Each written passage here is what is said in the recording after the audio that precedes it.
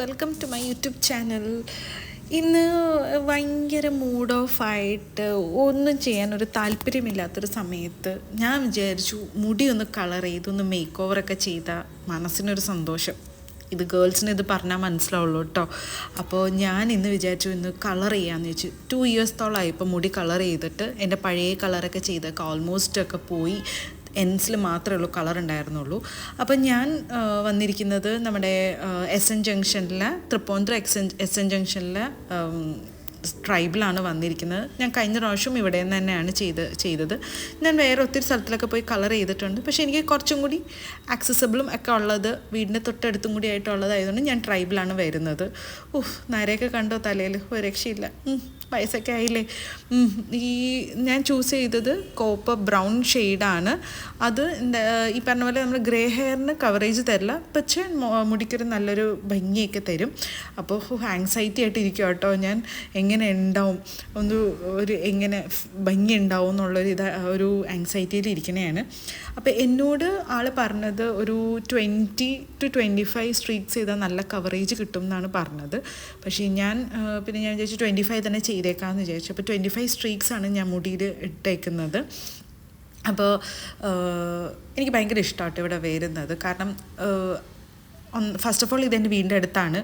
Second thing, ഞാൻ ഇവിടെ നിന്ന് ഒത്തിരി സർവീസസ് ചെയ്തിട്ടുണ്ട്. ക്ലീനപ്പ്, പിന്നെ ഹൈഡ്രാ ഫേഷ്യൽ, ഇങ്ങനെ കുറേ കാര്യം, ഹെയർ സ്പാ ഒക്കെ ചെയ്തിട്ടുണ്ട്. അത്യാവശ്യം എനിക്ക് നല്ല സർവീസ് തന്നെയാണ് കിട്ടിയിട്ടുള്ളത്. ഇവർ രണ്ടുപേരും എനിക്ക് വീഡിയോ എടുക്കാൻ ഒത്തിരി ഹെൽപ്പ് ചെയ്തു കേട്ടോ. ഞാൻ പുതിയതായിട്ട് ആദ്യമായിട്ട് ഇവിടെ വന്നിട്ട് വീഡിയോ എടുക്കുന്ന ഒരു ഫീൽ ഉണ്ടായിരുന്നില്ല. അവർ ഞാനും ഭയങ്കര കംഫർട്ടബിൾ ആയിരുന്നു വീഡിയോ എടുക്കാനൊക്കെ. അപ്പോൾ വീഡിയോ എടുത്ത് കഴിഞ്ഞ് കളർ ചെയ്ത് കഴിഞ്ഞപ്പോഴത്തേക്കും അവരെന്നോട് 45 to 1 hour വെയിറ്റ് ചെയ്യേണ്ടി വരുമെന്ന് പറഞ്ഞു. ഇതാണ് എനിക്ക് തീരെ ഇഷ്ടമില്ലാത്തൊരു പരിപാടി, വെയിറ്റ് ചെയ്ത് ഉറക്കം തൂങ്ങിയിരിക്കുന്നത്. പിന്നെ ടൈം ആയപ്പോഴത്തേക്ക് എന്നെ ഹെയർ വാഷ് ചെയ്യാൻ കൊണ്ടുപോയി. വാഷ് ചെയ്യാൻ വേണ്ടിയിട്ട് ഒക്കെ സംഭവങ്ങളൊക്കെ ഇങ്ങനെ എടുക്കും കേട്ടോ. എനിക്ക് ഏറ്റവും ഇഷ്ടമുള്ള പാർട്ട് ഇതാട്ടോ. നമ്മൾ വാഷ് ചെയ്യുമ്പോൾ അവർ നല്ല രീതിയിൽ ഹെയറൊക്കെ മസാജൊക്കെ ചെയ്ത് നമ്മൾ ഹെയറൊക്കെ അടിപൊളിയിട്ട് വാഷ് ചെയ്ത് എനിക്ക് ഭയങ്കര ഇഷ്ടമുള്ള പാർട്ടാട്ടോ ഇത് ഞാൻ ശരിക്കും എൻജോയ് ചെയ്യുന്നൊരു പാർട്ടാണ്. പിന്നെ ഞാൻ വന്നിരുന്ന ഒരു ഉച്ച ടൈമിലാണ് ഞാൻ കളർ ചെയ്യാൻ പോയത്. അതുകൊണ്ട് വലിയ തിരക്കൊന്നുമില്ലായിരുന്നു. ആകെ 2 കസ്റ്റമേഴ്സ് ഉണ്ടായിരുന്നു. ഒന്ന് ഞാനും വേറൊരു കുട്ടി ഹെയർ കട്ട് ചെയ്യാനും വന്നിട്ടുണ്ടായിരുന്നു. അതുകൊണ്ട് എനിക്ക് ഇങ്ങനെ ആരുമില്ലാത്ത സമയത്ത് പോകുന്നത് എനിക്കിഷ്ടം. അതാകുമ്പോഴത്തേക്കും വലിയ റഷൊന്നുമില്ല, ബഹളില്ല.